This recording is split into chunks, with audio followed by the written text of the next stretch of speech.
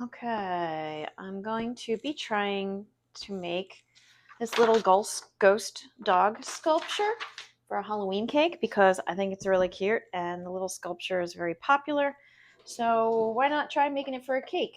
Now this is a pumpkin cake recipe that I made in the middle of the night the other night because I couldn't sleep and I thought it would be fun to do. So if you want to see that video, go right for it. So I'm going to add another layer to this. All right, now as far as my ghost goes, I'm just going to taper outward like that. I'm not really going to worry too much, and that's why I left the rounded top. I do have to kind of perfect it a bit, but I'm just going to kind of drape it down.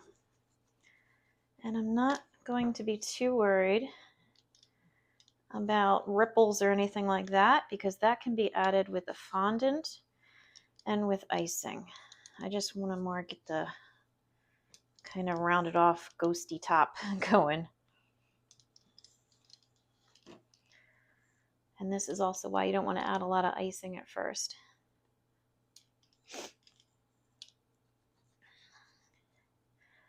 I'm going to leave it wider too at the bottom because I'm not so good at sculpting. I need some type of stability.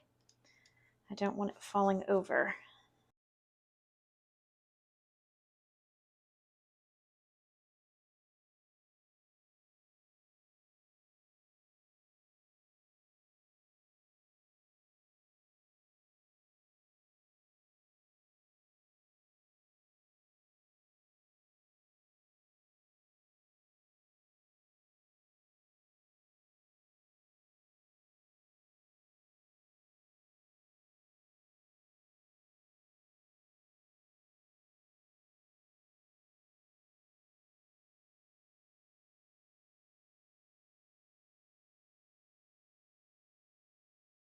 Okay, almost got this.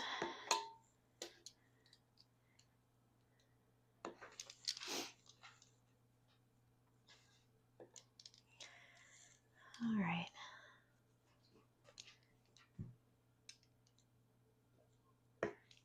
You get out of here. I've got a dog over here who's sniffing and licking at the counter. He loves cake. Do you like cake? Do you like cake? He loves cake. It's bad. You make a lot of cakes when you say the word cake and your dogs are like, oh, and they come and sit with you in the kitchen, hoping you make a mistake and drop something. All right, I'm going to pause this so I can clean this up. All right, back, cleaned up. Gonna just put some icing on this bad boy because it's also getting late.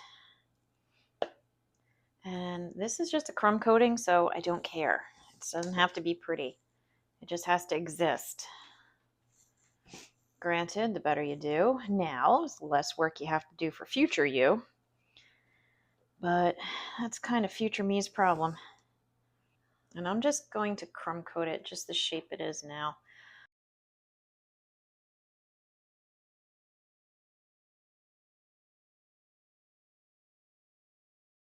I think my wonky little road cone is as good as it's going to get. Okay, I'm going to stick this in the fridge for a little bit and then continue. Okay, it's sat in the fridge for a little bit. I'm going to give it another coating. I don't know, stick it back in the fridge again. That's its life now, the life of the fridge.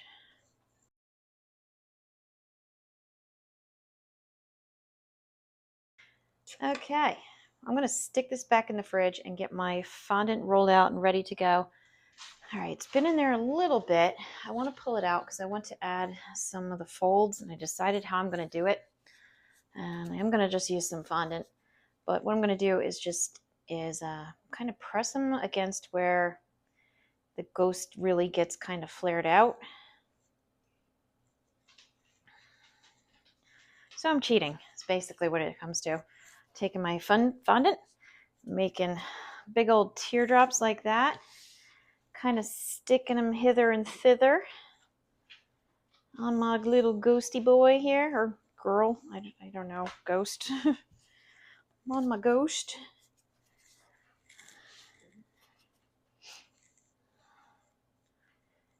kind of a bigger lower one on here. And they don't have to be perfect because we're going to cover them. Anytime you cover stuff, you can do whatever you want because it's going to be covered. No one's going to see it. Well, I guess when they cut it, they'd see it, but who cares at that point? Because it's going to be so cute otherwise. Let's see what I'm doing here. And I'm not going to worry about the back because nobody's going to see it. But the front will now have little drapes in its clothing. Clean up my cake plate and then stick it back in the fridge so the icing can finish setting up. All right, my little cheaty ghost is going back in the fridge. Okay, while that is setting in the fridge, I've got some gum paste here, and I'm going to make the dog, little ghost doggy. Gum paste is not fondant if you're not familiar with it. If you are, skip this little section, but fondant, you typically cover a cake. Some people make decorations out of it. I don't prefer it, whatever. But gum paste is for making decorations and shapes that can be thin or standing and they don't fall over. They hold their shape and they dry out without cracking or anything, or, as long as you got your cracks out to begin with. So I love to make decorations using gum paste. Now, I'm going to make the little dog. I'm gonna, he's kind of just one big drapey piece. I have about a fist size piece here that I'm going to use. He'll probably be a little hollow on the inside because otherwise I'm using a whole lot of gum paste in order to make this, and this stuff is expensive these days. As anyone who does any cake baking or decorating, especially out of your home, if you're doing this yourself, can attest to, things are expensive. Now he is basic dog shape, so he shouldn't be too hard, which means he's probably going to give me all kinds of trouble. So I'm just going to section out his head here and give him just a long nose. I'm like nailing it already. Kindergarten art class coming back to me. The only thing I got to try to be aware of is his ears. I'm going to take like a little bit up, kind of like that, and I'm going to cut it. Just split it.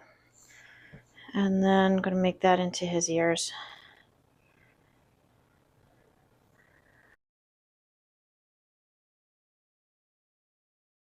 And I've got all my tools in here. I'm going to use some of my sculpting tools. These are supposed to be for flowers, but they work for anything you want to do.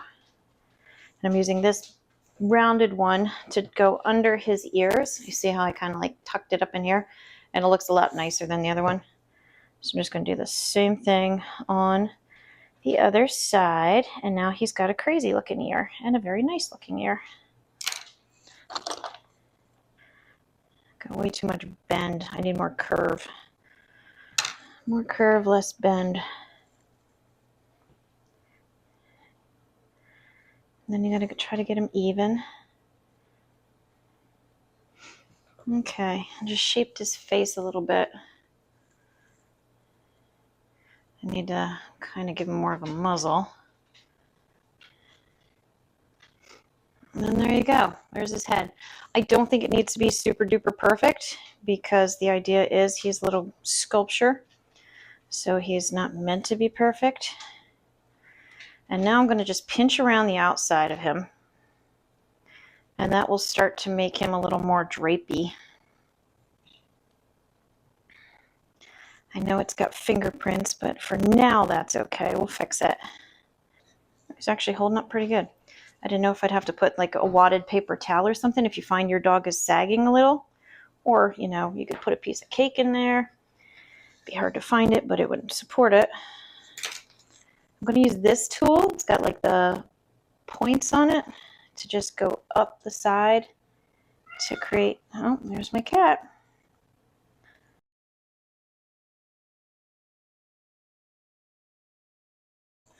I'm going to give a few in the front. Just kind of giving him way too many here. But I'm going to press and kind of pull his folds and everything a little bit to try to make him more flowy and a little more fluted, I guess you could say, on the end. So I'm just taking like the big chunks here and kind of just pinching them out so now they come out a little bit. And anything you do when you handle this, you know, you can always smooth over the lines if you find like they're too strong or too many. Like this stuff's very forgiving, very workable. I'm using this one to just give a few bigger flows in his ghost cloth. I don't know what you call this.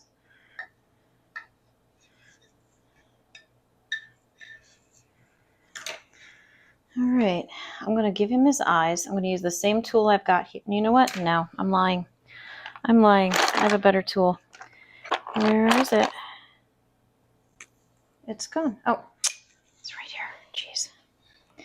All right, I'm going to have to support his head until it sets. I'm just going to go in the sides here and hollow out a nice area. And I'm making it really hollow so that when the black goes in there, it's going to sit inside and look like it was inserted into an edge, kind of. Because the idea is, I think that this is like porcelain or something. It's really just plastic, but whatever. Okay, so now my ghost dog is 2 little eye holes. I've got some black gum paste. I already mixed with some food coloring. So I use it a lot, so I have a lot. And I'm just going to take it and push it right in here. Nope, it's not going to stick. I was hoping to take a shortcut, and that's what I get for trying to take a shortcut. All right, I've got a very small paintbrush, a little bit of water, just enough to get it wet. I don't want it like damp and dripping. And I'm going to paint around a little bit inside the eye sockets. And that little bit should be enough now that this would stick in here. Should be. Yep, there it is. And I'm trying to do this upside down.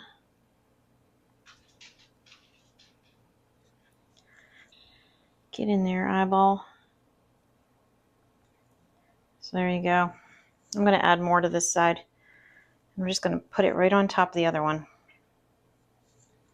And it should stick right to it because it's just going home.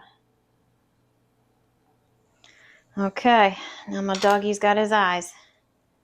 See, little ghost doggy. And you see how they're recessed? It looks a little better that way, I think. Now, I'm going to put a paper towel under his chin. You know what? I'm going to put one under his body, too. So I don't want him sagging anymore.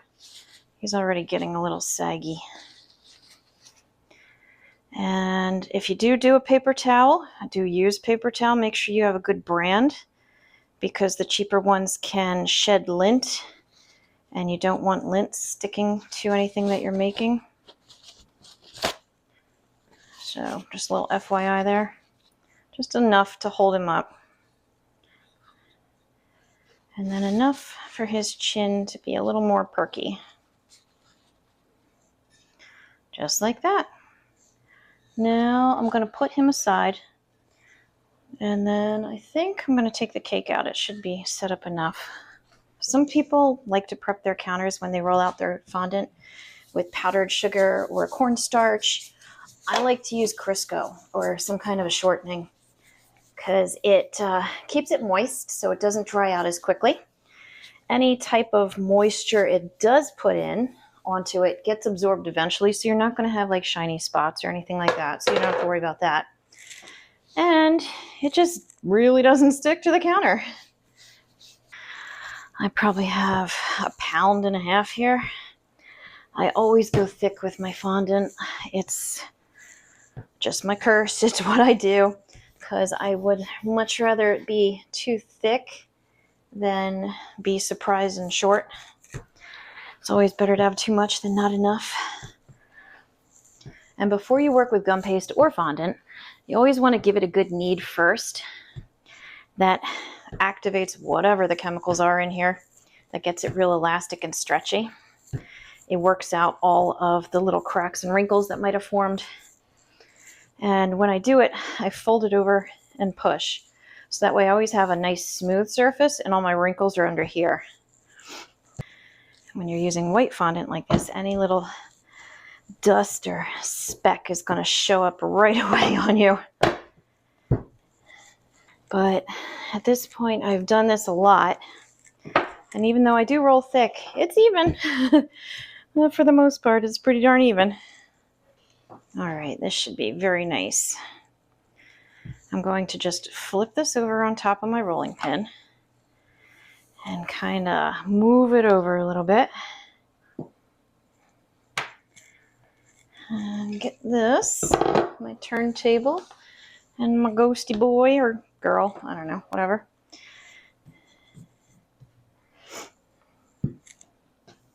And however you lift it, it's going to stretch that way a little bit.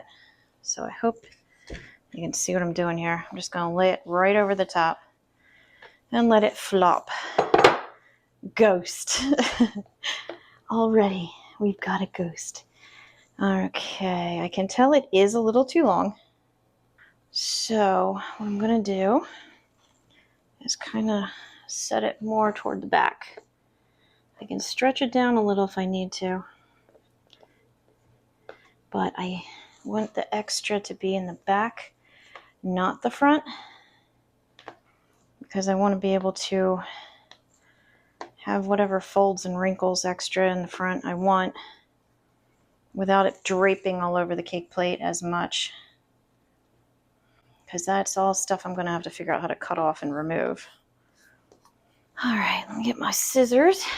I'm going to trim off the back a little bit because it's just too much back here. I'm going to try to make some little folds in here. And I'm just pinching with my fingers.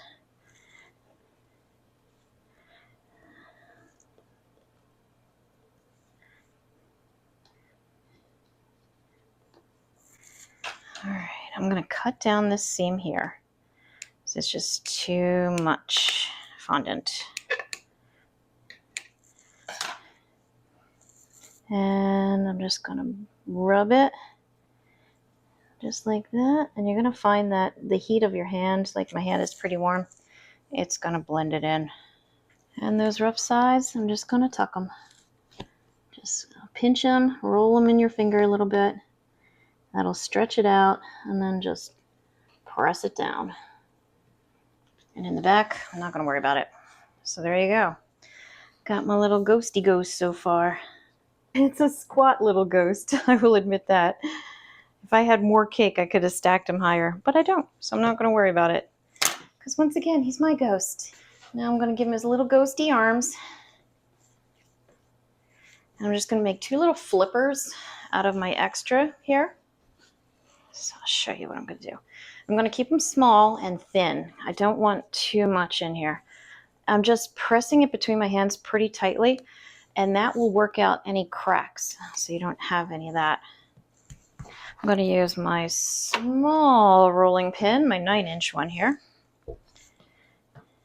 and just kind of make a, I don't know, a long oval like that.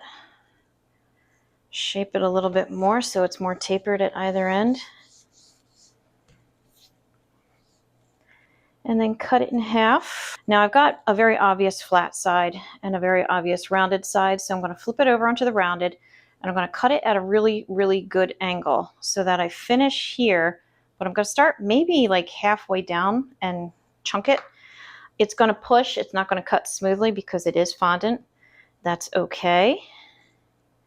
I just do the best I can. Do the same on the other side to try to match it up, you know, as much as I can. Okay, so now I've got two very thin ends. Whoops, very slippery because of the Crisco. And the one is obviously longer than the other, so I'm going to trim it a little more. Look at that beautiful cut.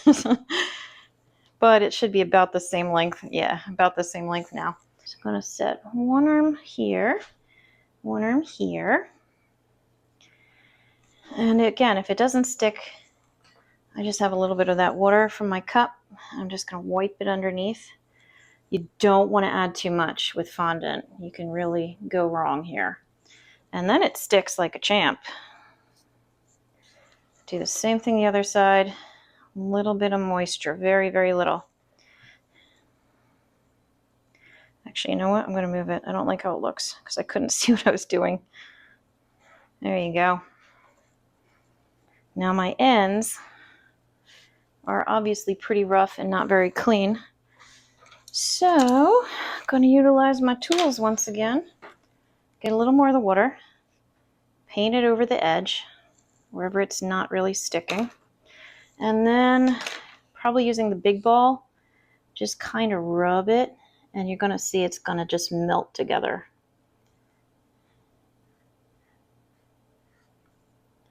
See? No more seam. So these tools, like I said, are very handy to have if you're going to be doing, more frequent sculpting and that kind of thing. This side is not as rough, but I'm still going to do it. If you end up with a bigger piece that doesn't want to cooperate, use the smaller ball because that will get in to the little itty bitty nooks and crannies and kind of force the issue along where the big one is not subtle enough. And then you can switch it back and smooth it out. Now what I'm going to do is take this tool and just add some kind of wrinkles and lines. And I am causing a little bit of some damage if you want to say, to my little ghost's clothing, but that's okay.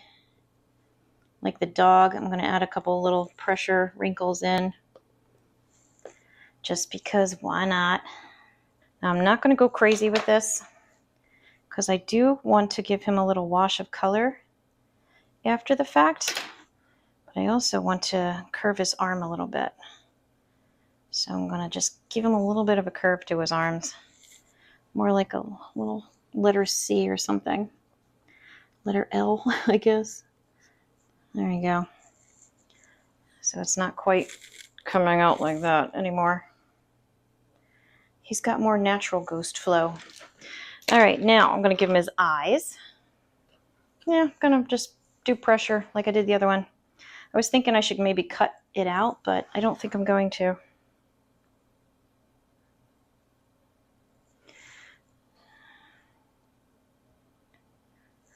So what I did is I gave myself 2 little starting points because I can't see backwards. And I'm using the ball tool and just going oval. And I'm going to pinch around to give me that defined edge. Since it's a lot larger, I can't just count on the pressure alone creating that edge. So he's got very big eyes now. And if you don't like what you've done here, too bad, because there's no going back. At least not that I know how. All right, let's see. Are they even? Kinda. His one eye was a little lower than the other, so I'm just kind of forcing the fondant up his face a bit. There you go. And he's got a very cute little smile, so I'm going to use the small ball tool. And they go kind of like from the middle to the middle. And then middle. So I'm just stippling out where I want it to go. Just keep pressing, and eventually you'll get a groove. And once you get the groove, then you can drag your tool and make it a little smoother. I can't quite see the other side. Hey, I did that pretty good for not looking. Not too bad. It's a little bit wide, so I'm just going to press upward underneath of it and force it smaller. So there you go. Now we'll fill it in. I'm sure it'll be very cute. A little bit of water on my paintbrush. That's too much. Just paint around a little bit. Paint around a little bit. Just enough to make everything stick. You can kind of get a ballpark, a feel of, I probably need a little more. when you hold up your oval of black. And this is gum paste. In this situation, you could use fondant if you want to, but that'll be just fine. I'm going to use the big tool again. Probably could have saved myself some trouble if I actually pressed it out instead of leaving it as a ball. But that's all right. Because he's cute. Cuteness covers a multitude of sins, right? Okay, one eye. Come the other eye. And you don't want to press down too hard when you're doing this because you're just going to be jamming it into the cake at this point because it's so deep already. So keep that in mind. Can't tell. How's that look?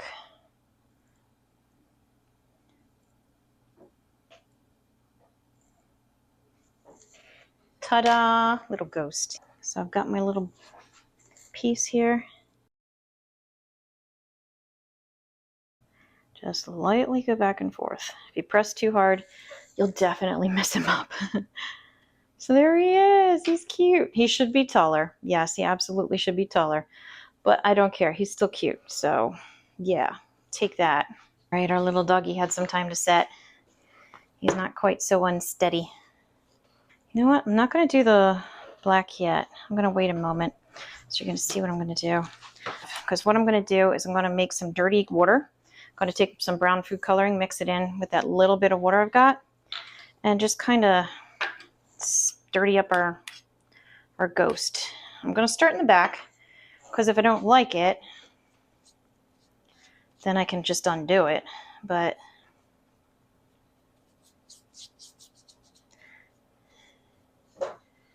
as you can see, it just gives them a little more, what's the word? Varnish? Not varnish. Tarnish? Tarnish. I think tarnish is the word I was looking for. And I'm just going inside his cracks, or his folds, excuse me. So I'm not doing everything, but just kind of giving him some shadows and that kind of thing. Really help if you can see what I'm doing.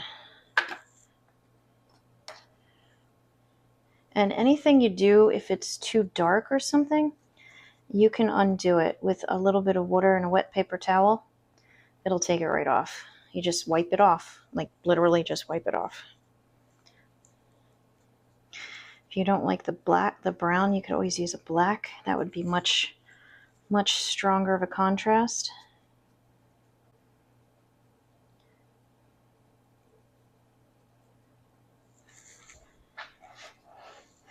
You can always just add a little more. I tend to go overboard when I do this kind of stuff because I like how it looks. And the more you go over it, the more you blend it too. So there's that also. But you can kind of see the overall effect here coming into play.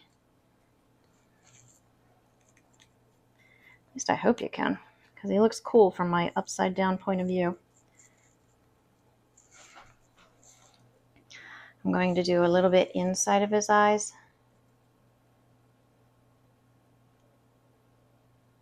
And I might end up making the black bleed a little bit, but meh.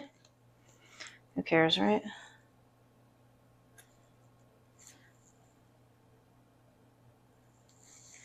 If it's like dripping, then you might have to care, but I like how he looks. All right. I do have some big drippy areas, like right there. You just pat it right in here. I don't know if you can see it. Just pat it. It takes it right away. Like I said, very easy to fix. If it's too much or too little, no problems. I'm going to give him some on the top of his head because I feel like he needs a little more to break up all this white. Of course, you actually have to have enough to show up.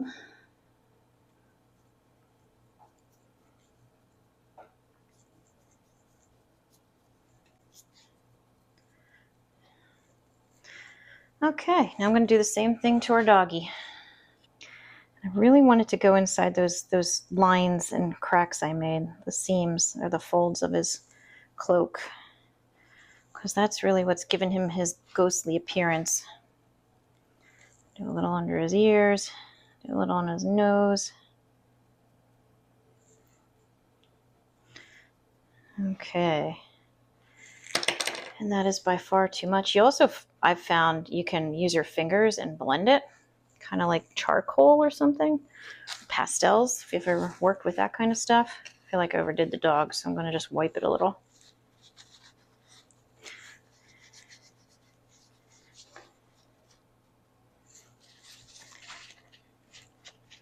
There we go. That's better. That's nice. Isn't that nice? I actually do like rubbing it with my fingers. So then it just blends and blends. I go too far with the blending sometimes. The colors. There we go. Like, he's cute. I'm happy with this guy. All right, now we can do his leash. Put the collar on the dog. Hopefully you can see it.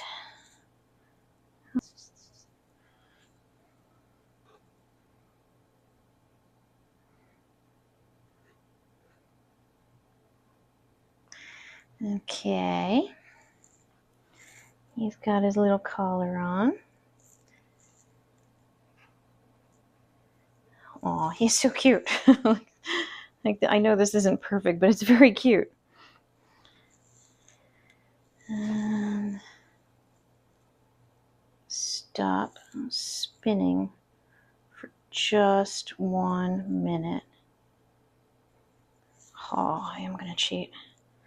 Because the way it's resting right here, I can add a little bit of water right there and stick it to the ghost. And I can add a little bit of water to the back of the dog. So now the weight isn't just pulling from the leash. And now it is actually well supported. And there he is. He's so cute. Like, I hope you guys can see this. Like, he's so cute. He's walking his little dog. I'm very happy with this. So I hope you found this video helpful. Please like and subscribe because it helps me out as well. I've got a lot of videos out there, all kinds of cake decorating videos, so be sure to take a look. And as always, thanks for watching me, Caketastic Cakes.